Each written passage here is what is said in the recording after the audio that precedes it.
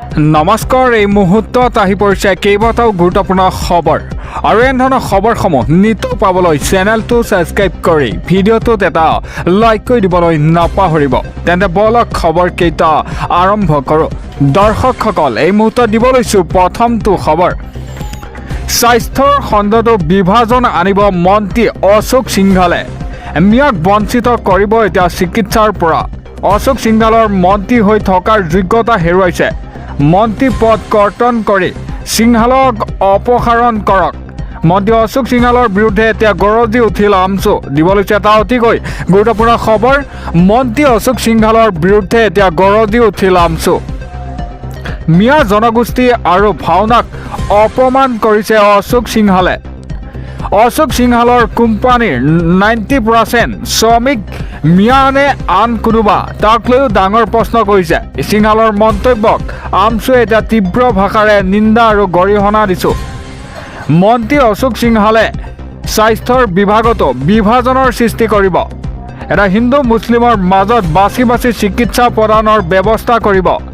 অশোক সিংঘালৰ বিজেপিৰ দলে চামগুৰিত মিয়াৰ ভৰিত পৰি ভোট খুজিছিল।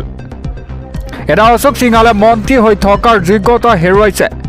এটা সিংঘালৰ মন্ত্ৰী পদ কৰ্তন কৰি তেখেতক অপসাৰণ কৰক। অশোক সিংঘালক এতিয়া অপসাৰণ দাবীৰে স্মাৰক পত্ৰ প্ৰদান কৰে ৰাজ্যপালক। ইয়াৰ পূৰ্বে সিংঘালৰ বিৰুদ্ধে এতিয়া এজাহাৰ দাখিল কৰিছিল আমচুৱে। এটা মন্ত্ৰীগৰাকীক ক্ষমা খোজাৰ দাবী এতিয়া আমচুৰ সভাপতি ৰেজাউল কৰিম চৰকাৰৰ। এটা মন্ত্ৰী অশোক সিংঘালৰ বিৰুদ্ধে গৰজি উঠিল আমচু। আৰু দিব লৈছোঁ পৰৱৰ্তী খবৰ। ছাগলী চুৰিৰ অভিযোগত এজন যুৱকৰ সৈতে ভয়ংকৰ কাণ্ড কৰিলে বিজেপিৰ নেতাই। এটা সংকটজনক অৱস্থাত বুবুল চাওৰাৰ নামৰ যুৱকজনক হস্পিটেলত ভৰ্তি কৰোৱা হয়। এটা ঘটনাক লৈ তিতাবৰৰ ধলিচা বাগিচাত চাঞ্চল্যকৰ ঘটনা। মৰেল পুলিচৰ ৰূপত দেখা গ'ল এতিয়া বিজেপি নেতাক। ছাগলী চুৰি অভিযোগত এজন যুৱকক বৰ্বৰ আক্ৰমণ। এটা বিজেপি নেতা ৰাজু ভূঞালৈ অভিযোগৰ আঙুলি। বুবুল চাওৰা নামৰ যুৱকজনক গুৰুলা গুৰুলিকৈ প্ৰহাৰ কৰে। বিজেপি নেতাৰ প্ৰহাৰত এতিয়া গুৰুতৰভাৱে আহত হয় বুবুল চাওৰা। বুবুল চাওৰাক এতিয়া সংকটজনক অৱস্থাত হস্পিটেলত ভৰ্তি কৰোৱা হয়। প্ৰথমে বুবুলক প্ৰহাৰ কৰি পেলাই থৈ পথৰ দাঁতিতে। পিছত বুবুলৰ অৱস্থা বেয়া দেখি নিজেই হস্পিটেললৈ নিয়ে বিজেপিৰ নেতাজনে। আক্ৰমণৰ ঘটনাত বিজেপি নেতাজনৰ পৰিয়ালেও সহায়ৰ অভিযোগ। এটা তিতাবৰৰ ধলি চাহ বাগিচাত এই চাঞ্চল্যকৰ ঘটনাটো সংঘটিত হয়। এটা ঘটনাৰ সন্দৰ্ভত আৰক্ষীৰ কাষ চাপিছে এতিয়া ভুক্তভোগী বুবুল চাওৰাৰ পত্নী। এটা বিজেপি নেতা ৰাজু ভূঞা আৰু পৰিয়ালৰ বিৰুদ্ধে দাখিল কৰিছে এজাহাৰ। মৰেল পুলিচৰ ৰূপত দেখা গ'ল এতিয়া বিজেপি নেতাক। দিব লৈছোঁ পৰৱৰ্তী খবৰ। মহম্মদ শ্বামীয়ে ৰোজা নৰখাক লৈ বিতৰ্ক। এটা মৌলানাৰ দাদাগিৰি নচলিব। তাৰকা ক্ৰিকেটাৰজনৰ সমালোচনা কৰা মৌলানা চাহাবুদ্দিন ৰাজবীক বিজেপি নেতাৰে এতিয়া হুংকাৰ দিয়ে। মহম্মদ শ্বামীয়ে ৰোজা নৰখাক লৈ এটা বিতৰ্ক আহি পৰিছে। মৌলানাৰ দাদাগিৰি নচলিব বুলিও মন্তব্য কৰে মহম্মদ শ্বামীয়ে। শীতল পানীয়ে সেৱনক লৈ বিতৰ্কৰ পিছতেই এতিয়া হুংকাৰ। মৌলানা চাহাবুদ্দিন ৰাজীৱক সকিয়নি এতিয়া বিজেপিৰ নেতাৰ।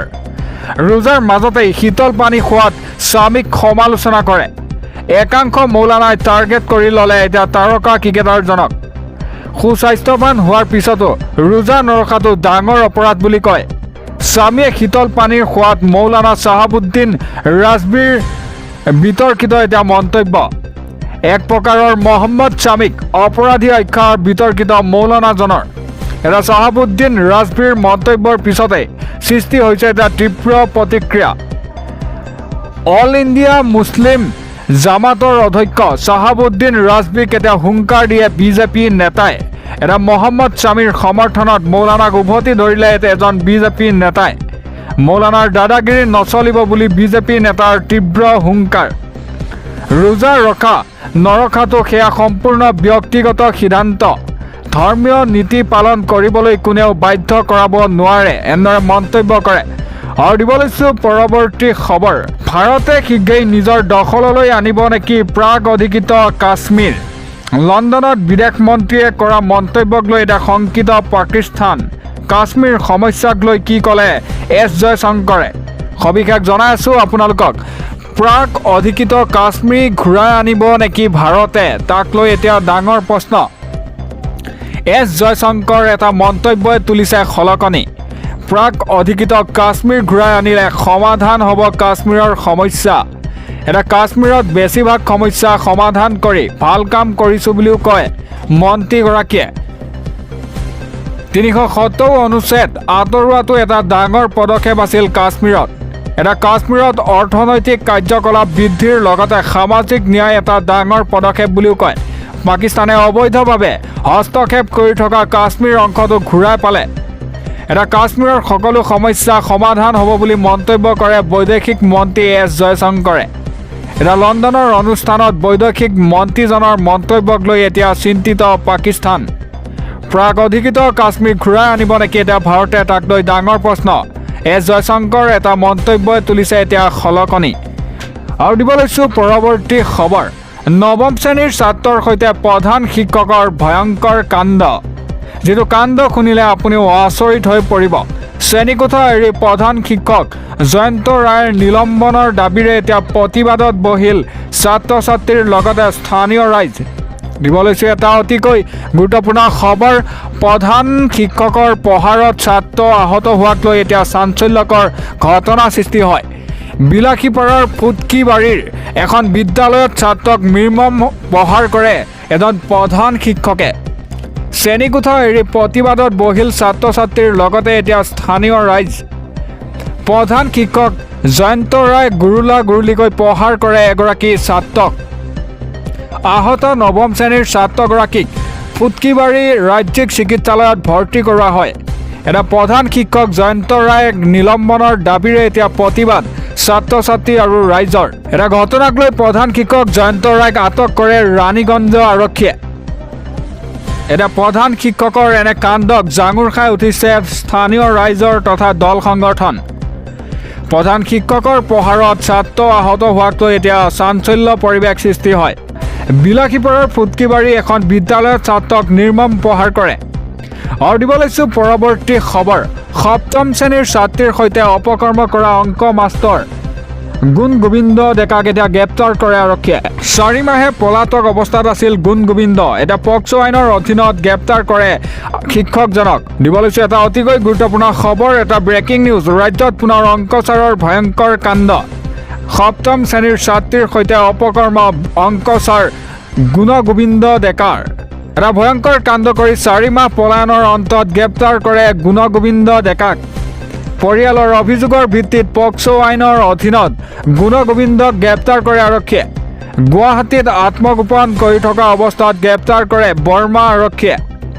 এটা বাক্সাৰ দীঘেলীয়াৰ এখন বিদ্যালয়ত 4 মাহ পূৰ্বে ঘটিছিল এটা চাঞ্চল্যকৰ ঘটনা। ৰাজ্যত পুনৰ অংকচাৰৰ ভয়ংকৰ কাণ্ড। আৰু দিব লৈছোঁ পৰৱৰ্তী খবৰ। সেনাৰ অনুশীলনৰ মাজতেই ভয়ংকৰ ঘটনা সংঘটিত হয়। মাজ আকাশৰ পৰা সৰি পৰিল 8টাকৈ শক্তিশালী বিস্ফোৰক। সেনাৰ যুদ্ধাভ্যাসৰ মাজতেই এই চাঞ্চল্যকৰ ঘটনাটো সংঘটিত হয়। দিব লৈছোঁ এটা ব্ৰেকিং নিউজ। সেনাই চলোৱা অনুশীলনৰ মাজতেই এতিয়া ভয়ংকৰ ঘটনা। মাজ আকাশৰ পৰা সৰি পৰিল শক্তিশালী বোমা। এটা দুটা নহয়, 8টাকৈ বোমা পৰিল বিমানৰ পৰা। 500 পাউণ্ডৰ বোমালৈ সেনাই চলাইছিল যুদ্ধাভ্যাস। তেনেতেই ভুলবৰ্ষত বিমানৰ পৰা পৰিল 8টা বোমা। তাৰ পিছতেই বোমা বিস্ফোৰণৰ ঘটনাত কমেও 15জন আহত হয়। আৰু বায়ুসেনাৰ বিমানৰ পৰা বোমা পৰাত কেইবাটাও ঘৰ ক্ষতি হয়। ঘৰৰ লগতে গীৰ্জাৰো বিস্তৰ ক্ষতিসাধন এই ভয়ংকৰ ঘটনাত। এতিয়া KF-16 যুঁজাৰু বিমানেৰে অনুশীলন চলোৱাৰ সময়তেই এই অঘটনটো সংঘটিত হয়। এটা দক্ষিণ কোৰিয়াৰ পচেতনত সংঘটিত হৈছিল এই শিহৰণকাৰী ঘটনাটো। সেনাই চলোৱাৰ অনুশীলনৰ মাজতেই এতিয়া ভয়ংকৰ ঘটনা সংঘটিত হয়। আৰু দিব লৈছোঁ পৰৱৰ্তী খবৰ। ৰাজ্যত ভয়ংকৰ দুৰ্ঘটনাত পতিত বিবাহ যাত্ৰী কঢ়িয়াই অনা আল্ট্ৰা বাছ। 50 গৰাকী যাত্ৰীৰ সৈতে এতিয়া ভয়ংকৰ ঘটনা। দিব লৈছোঁ এটা ব্ৰেকিং নিউজ। ৰাষ্ট্ৰীয় ঘাইপথৰ দাঁতিত এটা বাগৰি পৰিল বিবাহ যাত্ৰীৰ আল্ট্ৰা বাছ। লখিমপুৰৰ নাৰায়ণপুৰত ৰাষ্ট্ৰীয় ঘাইপথত এই দুৰ্ঘটনাটো সংঘটিত হয়। মেঘালয়ৰ তুৰাৰ পৰা চিলাপথাৰলৈ গৈ আছিল বাছখন। এটা ঘটনাত আহত 50ৰো অধিক বিবাহ যাত্ৰী গাড়ীখনৰ নাম্বাৰ আপোনালোকক জনাব ওলাইছোঁ AST4C 0454 নম্বৰৰ আল্ট্ৰা বাছখনত পতিত হয় দুৰ্ঘটনাত এটা ভয়ংকৰ দুৰ্ঘটনাত পতিত বিবাহ যাত্ৰী কঢ়িয়াই অনা বাছখন ৰাষ্ট্ৰীয় ঘাইপথৰ দাঁতিত বাগৰি পৰিল বিবাহ যাত্ৰীৰ আল্ট্ৰা বাছখন লখিমপুৰৰ নাৰায়ণপুৰত ৰাষ্ট্ৰীয় ঘাইপথত এই দুৰ্ঘটনাটো সংঘটিত হয়